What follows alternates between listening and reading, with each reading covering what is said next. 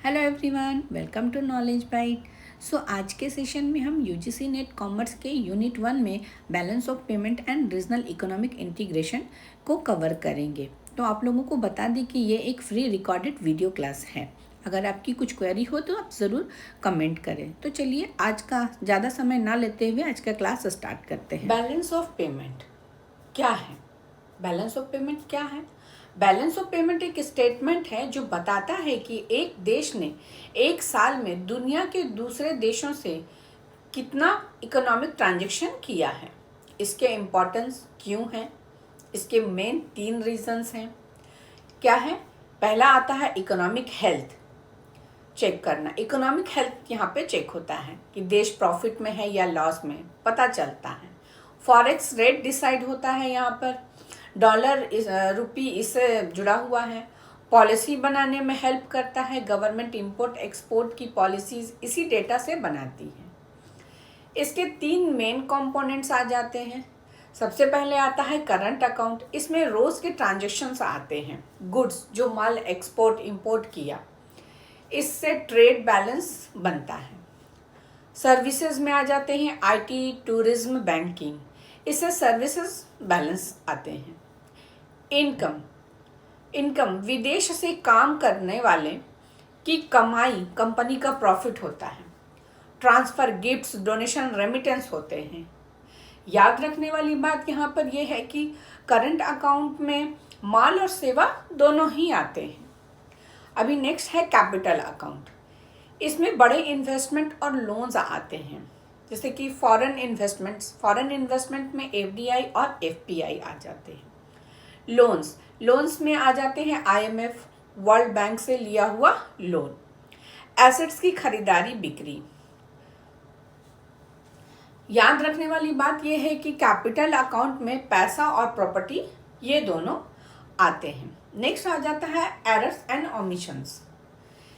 हिसाब बराबर करने के लिए ये कॉलम होता है, क्योंकि करंट प्लस कैपिटल का टोटल हमेशा 0 होना चाहिए।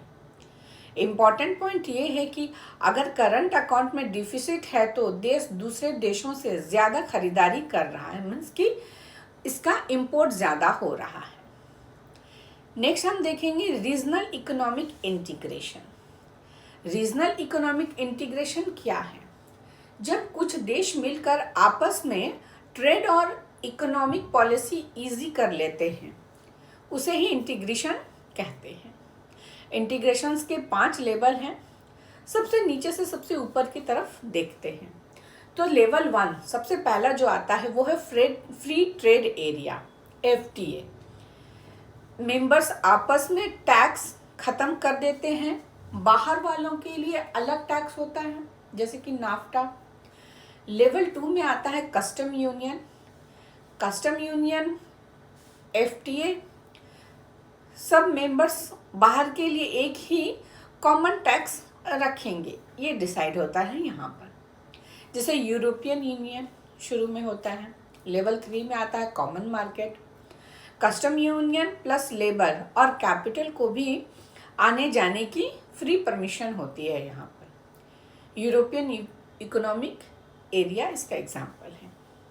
लेवल 4 में आ जाता है economic union, common market plus सबकी एक ही मॉनेटरी और फिजिकल पॉलिसी, एक ही करेंसी, जैसे कि आज का European union, euro. Next level आता है लेवल 5 पॉलिटिकल यूनियन। इसमें इकोनॉमिक यूनियन प्लस एक ही गवर्नमेंट, एक ही फॉरेन पॉलिसी, सबसे ऊपर वाली लेवल होती है ये। तो चलिए अब हम इसके इफेक्ट को समझते हैं, क्योंकि यहाँ से बहुत सारे एमसीक्यूज के क्वेश्चंस आते हैं। तो सबसे पहला इफेक्ट आता है यहाँ पर ट्रेड क्रिएशन इफेक्ट। जब इंटीग्रेशन के बाद सस्ता माल मिलने लगे तो देश महंगा माल बनाना बंद करके सस्ता माल पार्टनर्स से खरीदने लगता है, इससे ट्रेड बढ़ता है, ये अच्छा होता है। फिर नेक्स्ट आता है ट्रेड डाइवर्शंस इफेक्ट। जब सस्ता नॉन मेंबर्स से माल ना लेकर के महंगा माल हम मेंबर कंट्री से लेने लगते हैं, क्योंकि टैक्स नहीं है इसमें, इससे ट्रेड गम जाता है ना। ये अच्छा नहीं होता है, ये बुरा है।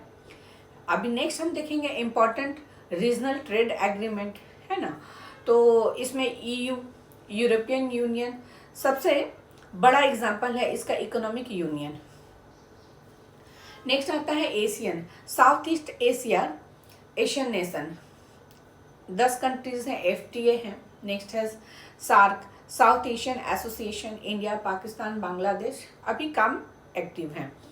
नेक्स्ट आ जाता है नाफ्ता, नाफ्ता में आ जाता है नॉर्थ अमेरिका फ्री ट्रेड, अभी इसके नाम USMCA है, जिसमें कि USA, कनाडा और मैक्सिको भी आ जाते हैं।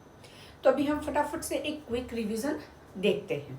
बैलेंस ऑफ पेमेंट देश का बैंक स्टेटमेंट है, 3 पार्ट्स होते हैं इसके, करंट, कैपिटल और एरर्स।